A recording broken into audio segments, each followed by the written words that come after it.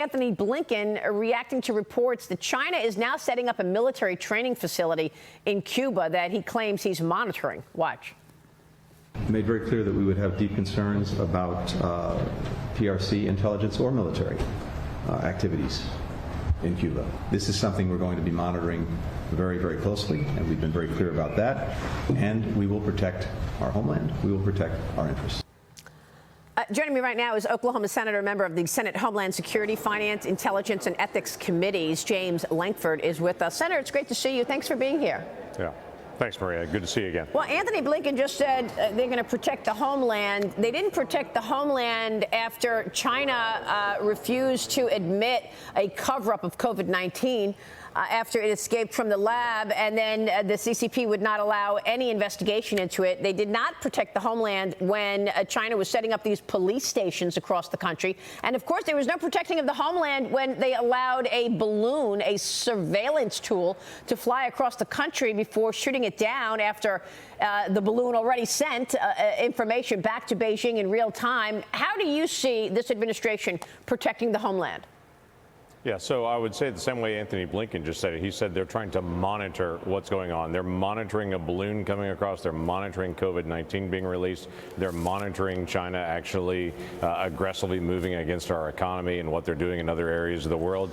Monitoring doesn't stop it. That's just saying, hey, we're aware of it. We need to actually engage in ways to actually stop the aggression against the United States. And if Antony Blinken wanted to make a good statement, instead of flying in an aircraft over into China, he should have taken a hot air balloon over into China and landed right there and to make a clear statement from the start. Oh, wow. Secretary of State Blinken is claiming that the relationship between the U.S. and Beijing is now stable. He did meet with Xi Jinping for about a half an hour on Monday, we're told. President Biden and Blinken are now giving China's leaders a pass, a free pass for that spy balloon incident. Was there ever any pushback on the spy balloon? Not that we can tell on it. It was very clear this was a spy balloon that was intended to be able to come and examine the United States and military facilities up close and personal.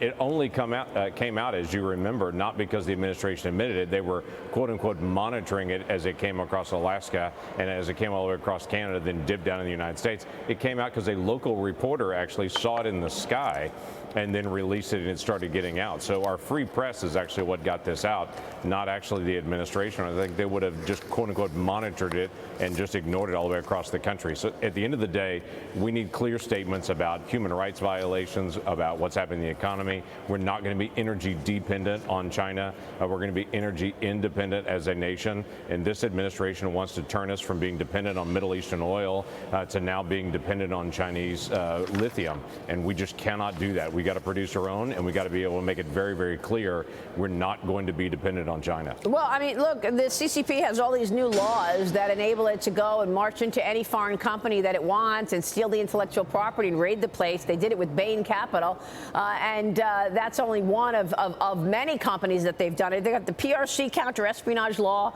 the anti-monopoly law, the national intelligence law of the People's Republic of China, the PRC anti-foreign sanctions law, the unreliable entities list. I mean, all of these can land you in a prison in China. Yep, they sure can. And plus, in addition to all that, if you're a Chinese company, then you have to be able to turn over all data, all information at any point to the Communist Party. So you've got any entity that's doing business in the United States, the Communist Party also has access to all of that information as well. So Chinese government's buying up land all across the United States.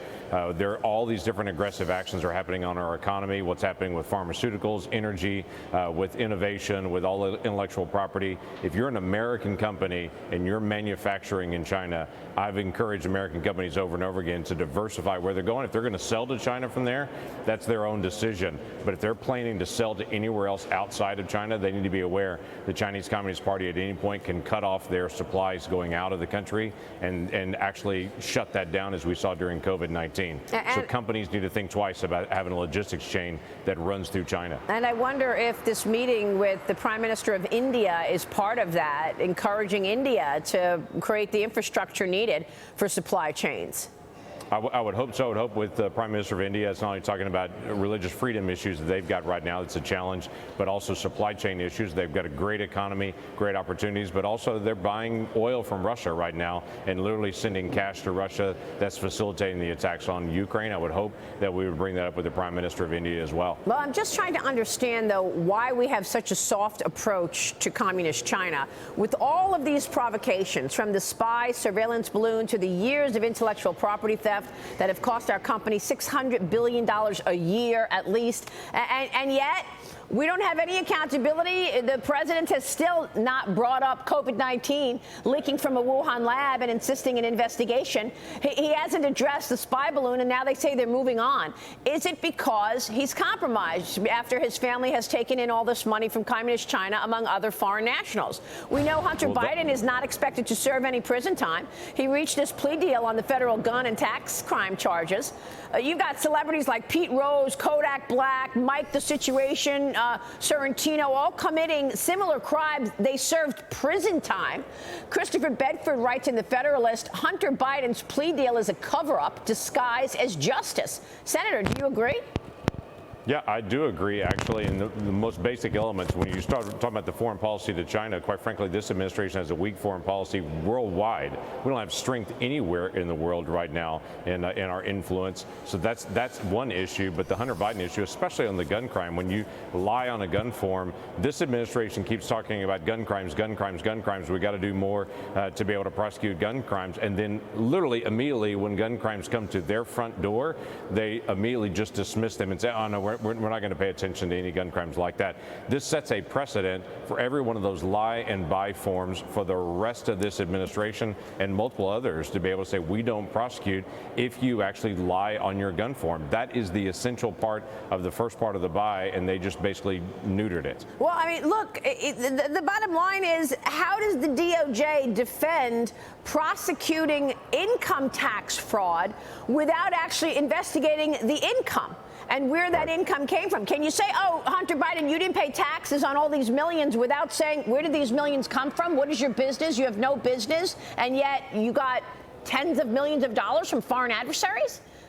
That is correct. And again, where did all this money come from? How did that money actually get there? What was the influence that actually connected? What was his experience on energy, for instance? And he's actually hired by the Burisma company to be an energy person on it when he had no background in energy. There's a lot of obvious questions here that people are looking for. And again, for many individuals that are in those old classic mob cases that were out there, they started with prosecutions on all the crimes on tax evasion and not paying taxes, but then they went right back to where the income was coming from. That seems to not be happening here. So again, it's one more time that we look at it and say they're not prosecuting, and we have to ask the question, why? Well, how many times can we be asking this question? Senator, you sit on the Senate Homeland Security Committee. Is influence peddling a risk and a threat to our homeland?